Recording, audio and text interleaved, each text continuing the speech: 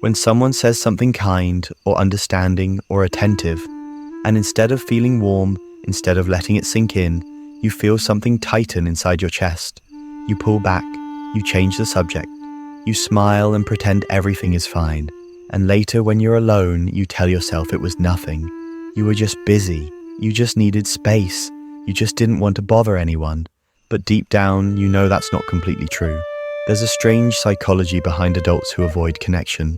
It's not that they don't want love or belonging or closeness. They do. In fact, many of them want it more desperately than anyone else. But wanting something and feeling safe enough to receive it are two very different things. And somewhere along the line, they learned, often quietly, often subtly, that closeness comes with a cost.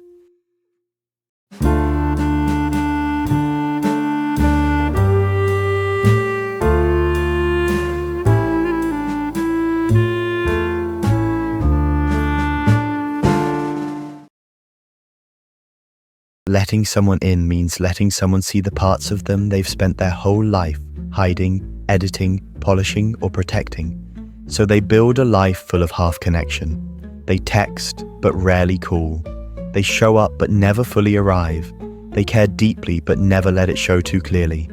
They are present enough to not feel alone, but distant enough to not feel vulnerable.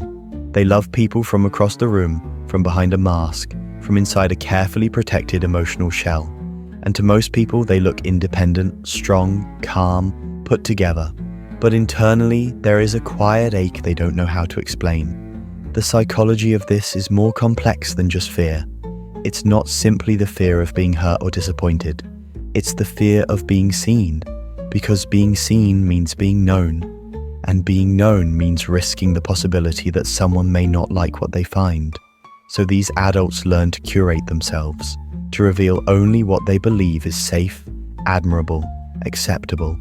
They become experts at controlling the narrative of who they are, and connection, real connection, threatens that control.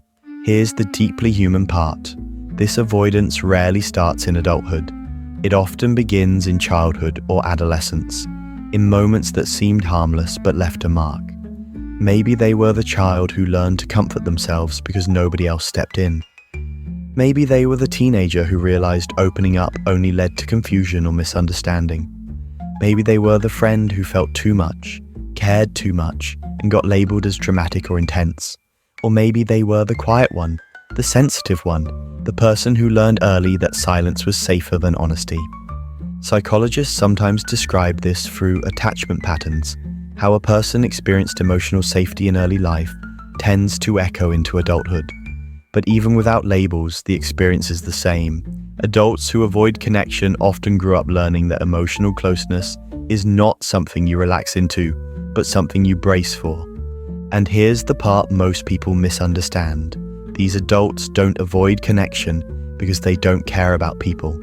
They avoid connection because they care too deeply. They feel more than they can express.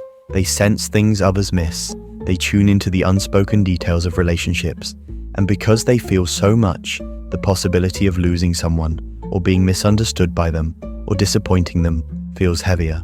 So they protect themselves by staying on the edges of intimacy. But the story doesn't end there, because even though they avoid connection, they long for it. They think about it late at night. They imagine being understood.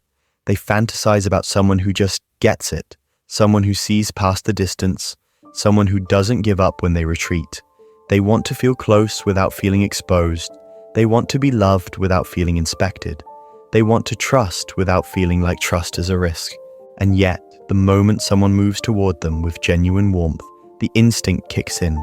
The small retreat, the subtle withdrawal, the quiet emotional step backward. Here's where the psychology becomes even more fascinating.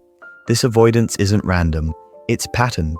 It shows up in predictable ways, often so softly that even the person doing it doesn't realize what's happening. For example, when someone compliments them, they deflect. When someone offers help, they say they're fine. When someone expresses interest or curiosity, they pretend they don't need it. They become fluent in phrases like, "It's nothing," "Don't worry about it," "I've got it handled," or "It's not a big deal." These phrases sound harmless, but they're actually shields, ways of staying safe by staying unheld. A lot of adults who avoid connection carry a quiet belief that they are easier to love from a distance. They think they're more likable when they don't need anything, more stable when they keep emotions to themselves, more acceptable when they don't show the parts of themselves that feel messy, confused, or imperfect. So they build a version of themselves that is polished, calm, reliable, self-sufficient, and often lonely. But loneliness doesn't always feel like loneliness. Sometimes it feels like exhaustion after social gatherings because you're carrying the weight of pretending everything is fine. Sometimes it feels like constantly overthinking small interactions because you don't want to say the wrong thing. Sometimes it feels like pulling away from someone you care about because the closer they get, the more afraid you feel. Sometimes it feels like a quiet sadness after conversations where you said everything except what you really meant. And sometimes it feels like nothing at all, just numbness. Because distancing yourself from connection also means distancing yourself from the parts of life that bring joy, belonging, and meaning. Now here's where the story shifts. Every adult who avoids connection has reasons, real, meaningful reasons. Not excuses, but explanations. And understanding these reasons is the first step towards something healthier, something more fulfilling. One of the strongest themes that shows up in the research is emotional overstimulation. Some people feel emotions more intensely than others. Their nervous system becomes alert quickly. Their mind analyzes interactions deeply. Their memories store emotional experiences with vivid detail. This creates a pattern. Closeness is overwhelming, so distance feels calming.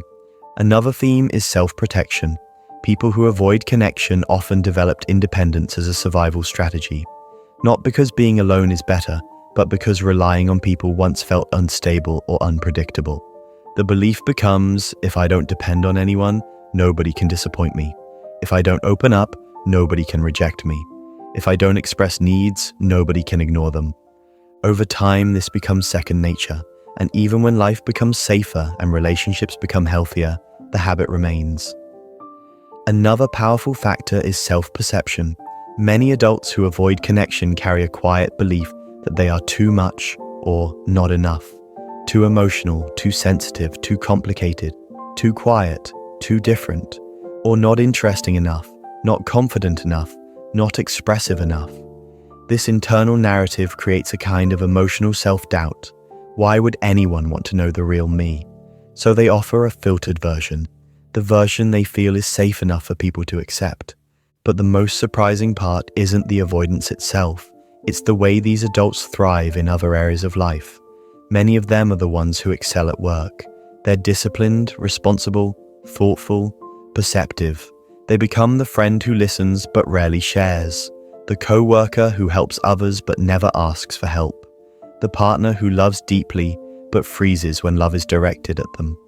To the outside world, they seem strong and balanced, but inside, there is a quiet tension, a feeling of longing wrapped in fear. The truth is, the psychology of avoiding connection is not about running from love. It's about running from the vulnerability that love requires. And vulnerability isn't just about sharing secrets. It's about allowing yourself to be affected by someone else. It's about letting someone's presence matter. It's about letting someone see your uncertainty, your tenderness, your hopes, your insecurities. It's about letting someone see you without the safety of distance. For the adult who avoids connection, vulnerability feels like stepping into the unknown without a map. It feels like walking into a room without armor.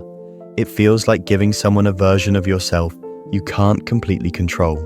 And for someone who has spent a lifetime managing emotions carefully, that can feel almost unbearable. But here's the quiet paradox. Connection requires openness, but openness requires safety. So the adults who avoid connection aren't avoiding people. They're avoiding the feeling of being unsafe. They're protecting the most tender parts of themselves the only way they know how. Yet despite all of this, something remarkable happens over time.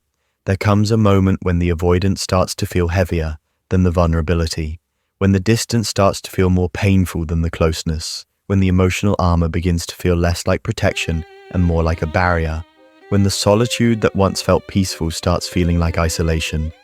That shift is subtle but powerful. It's when someone says something kind, and instead of retreating, you pause. It's when someone asks how you're doing, and instead of brushing it off, you consider telling the truth. It's when you notice that staying distant isn't actually protecting you anymore. It's limiting you. That moment is the beginning of change, not because you suddenly become someone who opens up easily, but because you begin to realize that connection isn't something you need to fear. It's something you deserve to experience in a way that feels safe, steady, and genuine. And the first step isn't dramatic. It's not about revealing everything at once or breaking down emotional walls overnight. It starts with something quieter, allowing yourself to be understood just a little more than usual. Letting yourself be seen in small ways, accepting kindness without trying to shrink it, asking for help even when it feels uncomfortable, letting someone stay when your instinct says to push them away. Because connection isn't a sudden transformation, it's a gradual permission, a slow learning that closeness doesn't have to be a threat, a gentle realization that you don't need to hide your humanity to be worthy of being known. And the truth is, the adults who avoid connection are often the ones with the deepest capacity for love, not because they express it loudly, but because they feel it quietly, profoundly, sincerely. Their emotions run deep, their loyalty is strong, their understanding is intuitive. Once they feel safe, they become some of the most present, devoted, thoughtful people you will ever meet. But getting there requires one essential shift, replacing self-protection with self-trust, trusting that you can handle being known, trusting that you can handle the unpredictable nature of relationships, trusting that being authentic doesn't make you unlovable, it makes you reachable. There's something almost invisible about the adults who avoid connection. They move through life with this quiet sense of responsibility, a kind of calm that people admire. They seem steady, measured, composed, the kind of people who don't fall apart easily, who don't burden others, who take care of what needs to be done. But underneath that calm exterior is often a storm that never fully settles. A constant balancing act between wanting closeness and fearing it, between craving understanding and keeping everything locked inside. And here's the truth, most of them will never say out loud. Avoiding connection doesn't come from not needing people. It comes from needing them in ways they never learned how to express. It comes from longing for a sense of emotional safety they never consistently experienced. It comes from wanting to be seen, but only if they can control how they're seen. Wanting to be known, but only in the parts that feel safe. Wanting to be held, but only if they don't have to reach out first. This creates a life where relationships feel like walking across a thin bridge, manageable but fragile. Every step is careful, every word is thoughtful, every reveal is calculated. They don't open up impulsively, they open up in tiny increments, often only after someone has proven themselves to be safe again and again. And even then, the instinct to retreat never fully disappears, it just softens. What's fascinating about this psychology is how deeply it weaves itself into daily life. When something good happens, they want to share it, but they second guess who will understand. When something painful happens, they want comfort, but they convince themselves they should deal with it alone. When someone offers emotional support, they feel simultaneously grateful and overwhelmed. When someone cares too much, they worry about being a burden. When someone cares too little, they tell themselves they expected it anyway. It's not that they distrust others, it's that they distrust the stability of closeness. Something in them is always preparing for distance, always expecting that people will one day drift away, lose interest, or misunderstand them. So rather than risk that kind of emotional chaos, they create distance preemptively.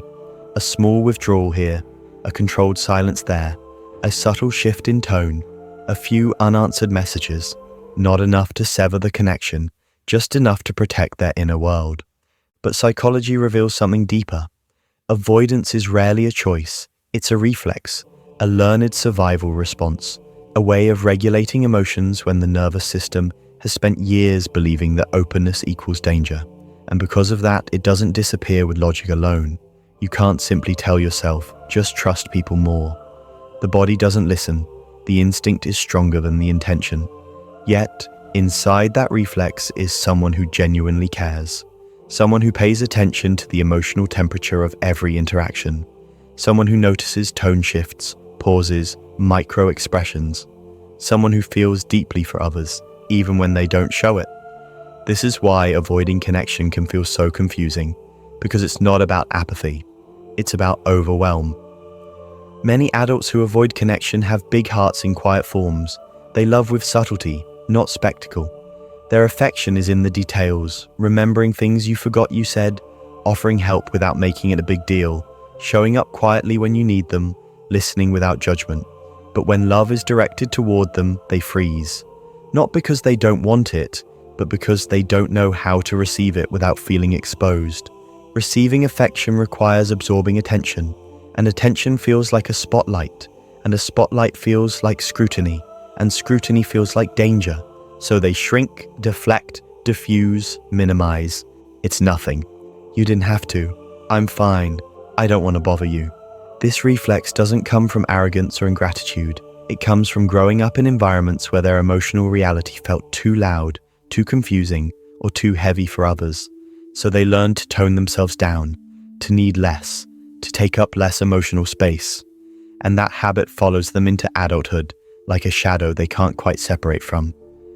But here's the human truth. All their life, they have wanted one thing: to feel emotionally safe. Not perfect, not adored, not praised. Just safe. Safe enough to be honest. Safe enough to not calculate every word. Safe enough to relax without bracing for disappointment. Safe enough to trust that someone else's presence doesn't require performing a version of themselves they've learned to maintain. And because safety was inconsistent or unpredictable early in life, closeness now feels like a puzzle they can't solve without the fear of losing themselves. Yet something beautiful happens when they start to heal. The instinct to avoid connection doesn't disappear, but they begin to question it. Instead of retreating instantly, they pause. Instead of assuming they're a burden, they consider the possibility that they're valued. Instead of expecting abandonment, they allow themselves to imagine consistency. These tiny shifts are not obvious on the outside, but internally they rearrange everything. They begin to realize they don't have to earn connection through perfection. They don't have to control every emotional outcome. They don't have to predict every possible misunderstanding. They don't have to be self-sufficient to be worthy of care. They don't have to shrink themselves so others won't feel overwhelmed. They can exist fully, imperfectly, softly. And people who are safe will stay. One of the most powerful insights in psychology is that avoidance is not the opposite of desire. It's the shadow of desire. You avoid what you want because wanting makes you vulnerable. You distance yourself from what matters because what matters can be lost. You numb emotions not because you feel nothing, but because you feel too much. Adults who avoid connection often have emotional lives so rich, so intense, so sensitive that they don't know how to regulate them in shared space. So distance becomes a form of emotional organization, a way of keeping feelings from spilling out in ways they fear will be misunderstood. But here's where the transformation begins, when they finally meet someone patient, someone gentle, someone consistent, not someone perfect, but someone safe. Someone who gives space but doesn't disappear. Someone who stays steady when they pull back. Someone who asks again when they shut down. Someone who sees the retreat not as rejection, but as fear. Someone who whispers safety not through grand gestures, but through presence. With that kind of presence, the nervous system learns something new. Closeness can be calm. Closeness can be steady. Closeness can be predictable. Closeness can be quiet. Closeness doesn't have to feel like a threat. And as that lesson sinks in, avoidance softens into something else. Cautious openness. Not dramatic vulnerability, just small steps. A sentence instead of silence. A truth instead of a deflection. A request instead of pretending everything is fine. These small moments accumulate. They become a bridge back to the world. And this is where the story becomes hopeful. Because adults who avoid connection don't actually lack emotional ability. They lack emotional permission. Permission to need, to feel, to trust, to reveal. Once that permission begins to grow, something extraordinary emerges. Their depth becomes a strength instead of a burden. Their sensitivity becomes connection instead of isolation. Their introspection becomes understanding instead of self-doubt. They become the kind of person who doesn't just participate in relationships, they enrich them. They bring empathy. They bring awareness. They bring presence. They bring sincerity. They bring emotional honesty that is carefully shaped by years of quiet observation. The journey out of avoidance is not about becoming someone different. It's about becoming someone softer, someone truer, someone less afraid of their own humanity. But healing doesn't happen simply by meeting the right person. It also takes self-reflection, self-compassion, and self-trust. Many adults who avoid connection have spent years judging themselves for their emotional patterns. They call themselves cold, distant, confusing, complicated. But these labels don't help. They only reinforce the belief that their emotions are problems instead of protections. Healing begins when they finally understand the truth. Their avoidance was an adaptation, not a flaw. A survival strategy, not a failure. A way of protecting themselves in environments where vulnerability didn't feel safe. A pattern that kept them emotionally intact when they didn't have other tools. And once they see that, once they recognize the intelligence behind their own behavior, they can begin to gently reshape it. Not by forcing themselves to open up, but by allowing themselves to experiment with connection in small, manageable ways. Asking one honest question, sharing one real feeling, letting someone in one layer at a time. This kind of change is slow, but slow doesn't mean weak.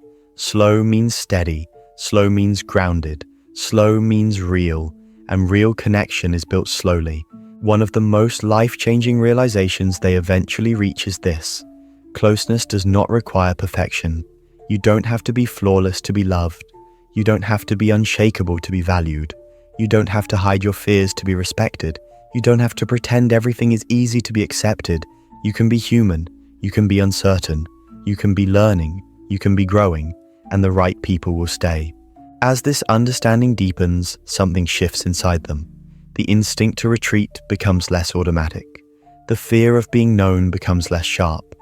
The desire for closeness begins to outweigh the fear of it. And connection, instead of feeling like a threat, begins to feel like a possibility. They start allowing people to matter. They start allowing themselves to matter too. One of the quiet joys of healing from avoidance is experiencing connection as something calming rather than overwhelming. Imagine sitting with someone and not feeling the need to perform, not calculating how much of yourself is safe to reveal, not rehearsing every sentence in your head, just existing, relaxing, being, breathing in the presence of another human being without feeling like you're losing control of yourself. That is emotional safety, and once they experience it, even once, it becomes a reference point. The first moment in their life where connection didn't cost them anything. From there, they grow. They start to see that vulnerability isn't giving someone power over you. It's giving yourself space to be human. They start to see that needing people isn't weakness. It's part of being alive. They start to see that distance isn't always protection.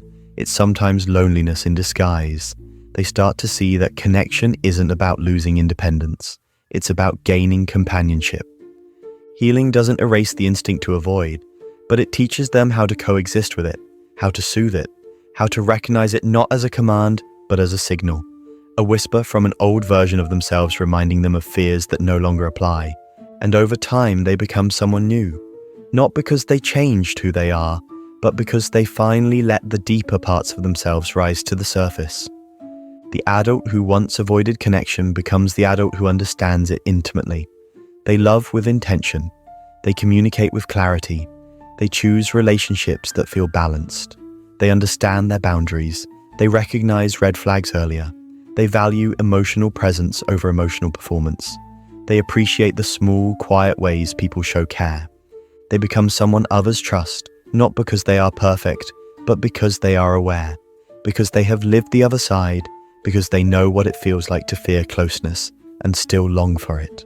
And here's the final truth, the one that sits at the center of this whole journey. Avoiding connection was never about avoiding people. It was about avoiding the version of themselves they didn't feel ready to reveal. Healing is not about becoming more open instantly. It's about building a life where the real you is safe enough to come forward. And once that happens, once they create that inner sense of safety, connection stops feeling like a risk. It starts feeling like a home, one they thought they were unworthy of, one they spent years protecting themselves from. one they finally learned they deserved.